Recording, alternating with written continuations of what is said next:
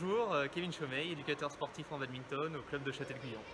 La co-présidente de Châtel Badminton dans la petite commune de Châtel-Guyon, ville thermale au cœur des volcans d'Auvergne.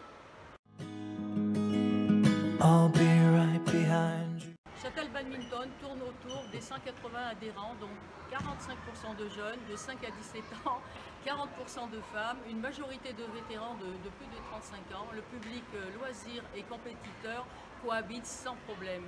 Les points forts du club sont une excellente école de jeunes, une excellente structuration de cette école. Nous sommes leaders sur les catégories mini-bad et poussin au niveau du département. Nous avons également une équipe de bénévoles très active et nous avons une offre de pratique qui est très diversifiée et qui peut correspondre à tout type de public. Le seul frein que nous avons actuellement sont un manque de créneaux dû aux nombreuses associations qui sont présentes sur la même structure. Joséphine. Dans un premier temps, l'objectif était de pouvoir poursuivre le développement de notre école de bad. Nos efforts ont porté leurs fruits car notre école en 2020 a été la première du département. Nous sommes également leaders sur l'accueil des mini-bad.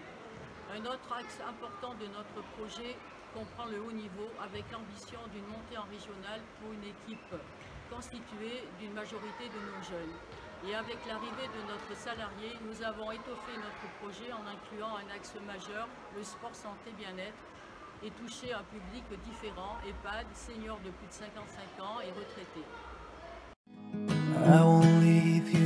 Ce qui a déclenché le avant-après projet sont notamment la venue d'un salarié au club et une contextualisation forte de ce projet par la présentation à la mairie, aux différentes instances fédérales ainsi qu'aux différents licenciés du club qui sont devenus des acteurs majeurs de celui-ci.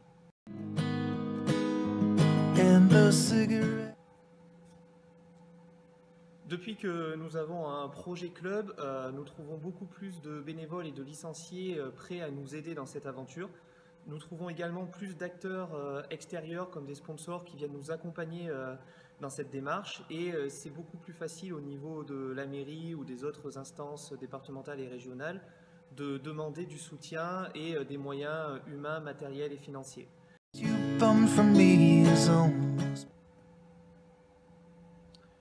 Notre conseil est de rentrer dans une démarche de projet pour mieux fidéliser, par la suite de définir un chemin et une direction dans laquelle tout le monde souhaite aller.